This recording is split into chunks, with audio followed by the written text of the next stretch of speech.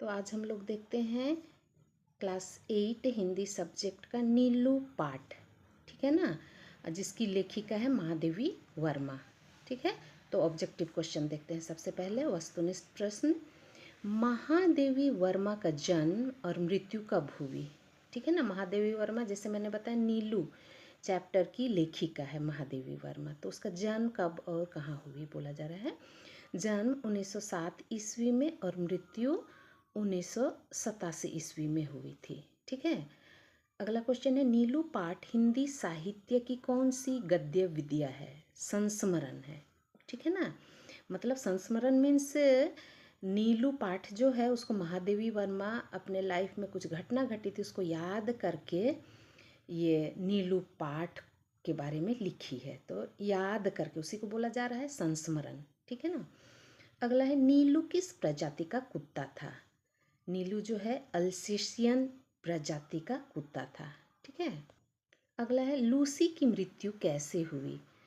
तो लूसी की मृत्यु जो है लकड़बग्घा द्वारा हुई है ना। लूसी एक एल्सेशियन कुत्ता था। ठीक है ना, तो उसकी मृत्यु लकड़बग्घा जो होता है ना, रैनो बोलते हैं, तो लकड़बग्घा उसी के द्वारा मृत्यु हुई।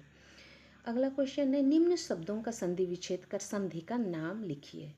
तो उत्तरायण शब्द है, उसका संधि विच्छेद है उत्तर जोड़ आयन। इसको खंड करेंगे तो उत्तर, फिर ये दीर्घा का इस तरह दीर्घा हो जाएगा आयन, है ना, उत्तरायण, वो स्वर संधि है।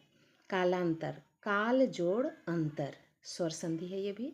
स्वभाव, सु जोड़ भाव, स्वर संधि। कुहराच्छन, कुहरा जोड़ आच्छन, स्वर संधि। प्रतीक्षा, प्रति जोड़ इच्छा, स्वर संधि। ठीक है, अगला क्वेश्चन है निम्नलिखित शब्दों में मूल शब्द और उपसर्ग अलग कीजिए। उपसर्ग माने मैं बता दे रही हूँ, उपसर्ग क्या होता है, मूल शब्द के आगे तरफ जोड़ा जाता है, उस उपसर्ग बोलते हैं। और इसका जस्ट ऑपोजिट है प्रत्यय। पास से प्रत्यय मतलब पीछे जोड़ा जाता है प्रत्यय में, उपसर्ग में आगे। ठीक है, उसको याद करके रखेंगे बच्चे। देखते हैं परिस्थिति। तो परिस्थिति का उपसर्ग आगे तरफ क्या जुड़ा हुआ है, परि, तो ये है परि और मूल शब्द है स्थिति। ठीक है, आचरण, तो मैंने बताया जैसे उपसर्ग आगे तरफ जुड़ा रहता है मूल शब्द का, तो यहाँ पर आचरण में आ है उपसर्ग, चरण है मूल शब्द। ठीक है, सकुशल, स है उपसर्ग, कुशल है मूल शब्द। सुडौल, सु है उपसर्ग, डौल है मूल शब्द। निर्लिप्त, यहाँ ऊपर रेफ है वही यहाँ पर विसर्ग हो जाता है, हमेशा याद रखेंगे संधि विच्छेद करते समय ऊपर रेफ जो होता है या तलव्यशा, तो ये सब जो है विसर्ग में बदल जाता है। तो निर्लिप्त, निह, ये रेफ जो है विसर्ग हो गया और यहाँ पर मूल शब्द है लिप्त। सतर्क, स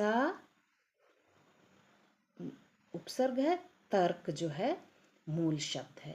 ठीक है, अगला क्वेश्चन देखेंगे इस लूसी चैप्टर का। लूसी कौन थी। लूसी एल्सेशियन जाति की एक कुतिया थी और उत्तरायण में रहती थी, जो नीलू की माँ थी। ठीक है, अगला क्वेश्चन है राम उत्तरायण के लोग लूसी के गले से सामान कैसे मंगवाते थे।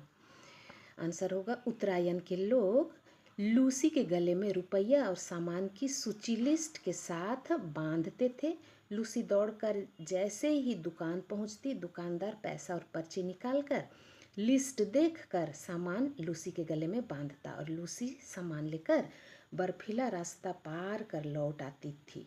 ठीक है ना, और लोग इस तरह से अपना अपना सामान प्राप्त कर लेते थे, मिल जाता था सबको सामान। ठीक है, अगला क्वेश्चन है लेखिका को मित्र के आने की सूचना नीलू से कैसे मिलती थी। लेखिका महादेवी वर्मा जो थी, महादेवी वर्मा के किसी मित्र या जान पहचान के आने पर नीलू धीरे धीरे लेखिका के कमरे के दरवाजे पर आकर खड़ी हो जाती थी। नीलू के इस प्रकार आने से लेखिका समझ जाती थी कि कोई मित्र या पहचान के लोग घर पर आए हैं। ठीक है, नीलू अकेले कैसे रह गई। नीलू कुत्तों में से केवल कजली के नज़दीक या साथ रहना चाहता था, लेकिन कजली और बादल एक क्षण के लिए भी एक दूसरे से अलग नहीं रह सकते थे।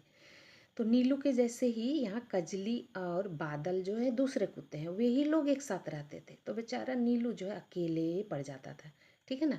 और इस तरह से नीलू का अकेले रहना पड़ता था, अकेले ही रह गया था, ठीक है। अगला क्वेश्चन है, एल्सीशियन और भुटिया कुत्तों के स्वभाव में क्या अंतर रहता है। एल्सीशियन कुत्ते जो होते हैं क्रोधी और हिंसक होते हैं, दूसरों पर अटैक करने वाले, गुस्से वाले, हाँ। जबकि भुटिया कुत्ते आखेट प्रिय अर्थात शिकारी स्वभाव के होते हैं, भुटिया कुत्ते, है ना। अगला क्वेश्चन है, गौरैया अपना घोंसला कहाँ बना लेते हैं। गौरैया एक तरह का चिड़िया है, ठीक है ना, छोटे छोटे जो होते हैं गौरैया, स्पैरो इंग्लिश में बोलते हैं। तो गौरैया चिड़िया अपना घोंसला रोशनदान में अर्थात रूम या कमरे के वेंटिलेटर जो होता है पर घोंसला बना लेते हैं। क्वेश्चन अगला है, नीलू की मृत्यु क्या सामान्य कुत्तों की भांति हुई। नीलू की मृत्यु सामान्य कुत्तों की भांति नहीं हुई थी। सामान्य कुत्तों की मृत्यु दुखों के साथ दर्द कराते हुए मरते हैं, मृत्यु होती है, ठीक है। किंतु नीलू की मृत्यु दर्द कष्ट रहित बड़े शांत स्वभाव से हुई थी। अगला क्वेश्चन है, क्रिया की विशेषता बतलाने वाले शब्द को क्रिया विशेषण कहते हैं। तो देखेंगे इस पाठ में कौन कौन सी क्रिया विशेषण है। जैसे नीलू धीरे धीरे खरगोश के पास गया, मतलब यहाँ पर क्रिया है जाने वाला, धीरे धीरे खरगोश के पास गया, जाने वाला बात हो रहा है, क्रिया हो रही है, लेकिन कैसे हो रही है, विशेषता ने जाने की विशेषता क्या बताई जा रही है, धीरे धीरे, तो क्रिया विशेषण धीरे धीरे है, ठीक है। उसी तरह दूसरा है, नीलू का रात में नीलू रात में कई बार वह पूरे कंपाउंड और पशु पक्षियों के घर का चक्कर लगाता रहता था। तो कई बार यहाँ पर क्रिया विशेषण है, ठीक है ना। चक्कर लगाना क्रिया है, काम करने वाला, लेकिन कई बार उसकी विशेषता बता रहा है, कई बार। उसी तरह आगे पीछे धीरे धीरे प्रायः, ये सब जो है क्रिया विशेषण है, ठीक है।